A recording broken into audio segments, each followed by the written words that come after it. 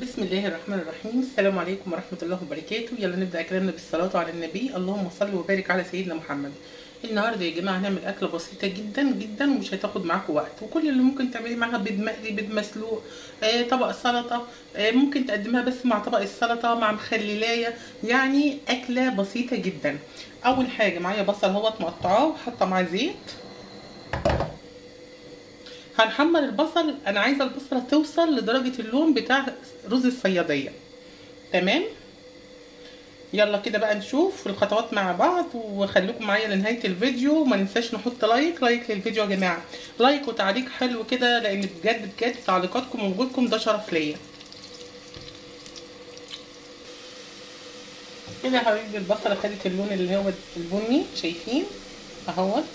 ما تحاوليش تحرقيها علشان ما تمررش معاكي، تاخد بس اللون البني كده اهو يا حبايبي. شايفين لون البصله؟ معايا بقى هحط معلقه صلصه،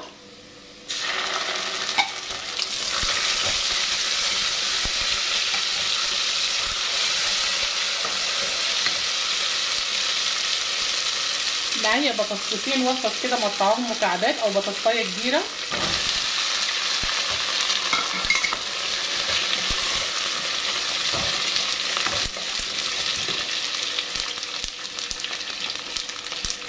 شويه كمون، نحط الملح،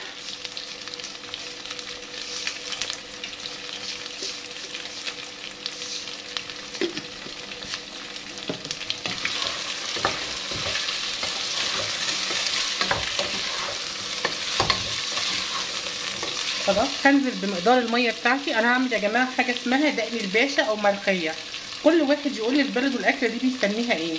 الاكله دي معروفه جدا من زمان، اهالينا كانوا على طول بيعملوها يعني، فكل واحد يقول لي بتسموها في بلدكم ايه.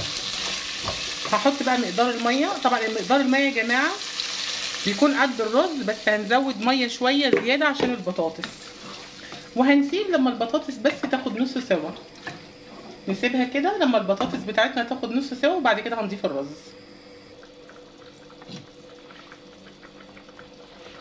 بسم الله يا جماعه، البطاطس خدت نص سوا اهوت. انا غاسله الرز كويس، هننزل بالرز بتاعنا. بالنسبه اللي هيقول لي مقدار الميه والرز حبايبي، انا عشان البطاطس يعني انت لو حاطه 4 كوبايات رز في العادي بتحطي 4 كوبايات ميه، بس هنا بزود الميه كوبايه، يعني كوبايه زياده. لو 4 كوبايات رز هيبقى عليهم 5 ميه عشان البطاطس. خلاص، هنقلبها كويس.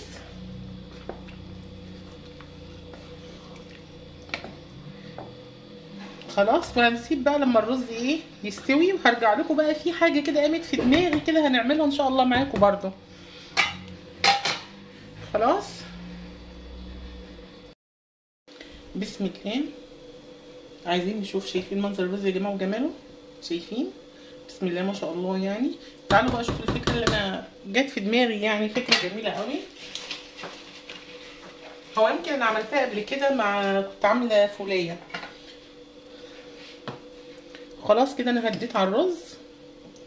طبعا احنا لسه هنقلي بيض ونجيب مقلايه ونستخدم سمنه وزيت او زيت، لا تعالوا بقى اقول لكم هنعمل فحره هنا كده على حسب ما انت عايزه بقى، وهنا كده.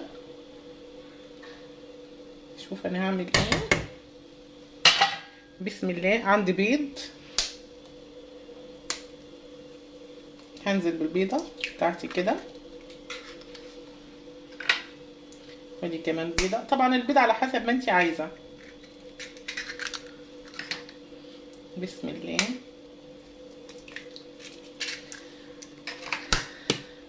اهو.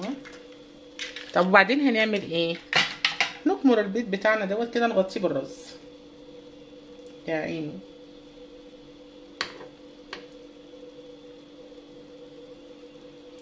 فكرة جميلة جدا.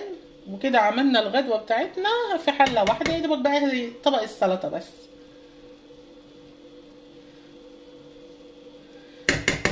وهنغطيها يا حبايب قلبي لما البيض بتاعنا يستوي. هو الرز خلاص مستوي، هنغطيها بقى لما البيض كمان يستوي. يا عيني على افكارك يا ام معتز. هنغطيها بقى ونسيبها ونرجع لكم بقى لما البيض يستوي ان شاء الله. بسم الله. نشوف الرز بتاعنا بقى كده خلاص ولا ايه كده. بسم الله الرحمن الرحيم. الرز طبعا استوى. نشوف. طب البيضه، البيض اللي انا حطاه نجيب طبق.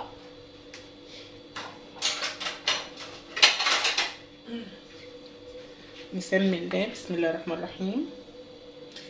يعني بصوا، يعني خليت لكم الاكله اقتصاديه جدا. حتى البيض حطيناه مع الرز، يعني كله في حله واحده. بسم الله ما شاء الله. وادي الرز بتاعنا.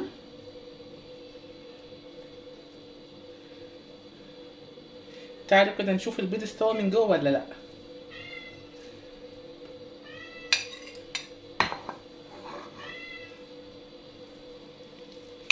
عايزه اوريكم قلب البيض.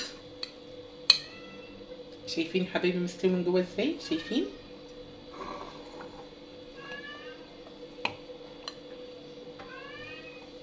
شايفين؟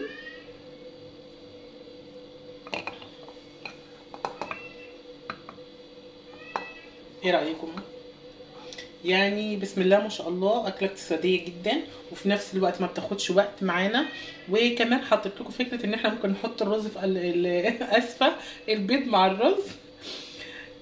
بجد فكره جميله جدا واكله جميله جدا. شويه بقى مخلل مع طبق سلطه وعيشوا حياتكم. ما ننساش لايك وتشير ودعم لصفحتي مطبخ ام معتز على الفيسبوك، وقناتي على اليوتيوب مطبخ ام معتز. ما ننساش نحط لايك. يلا كل واحد يقول لي بيتابعني منين، لان دي حاجه بتبسطني وحاجه بتفرحني لما بلاقي ناس من الوطن العربي بيتابعوني. بجد بجد شكرا لكل متابعيني. بحبكم قوي قوي. باي باي.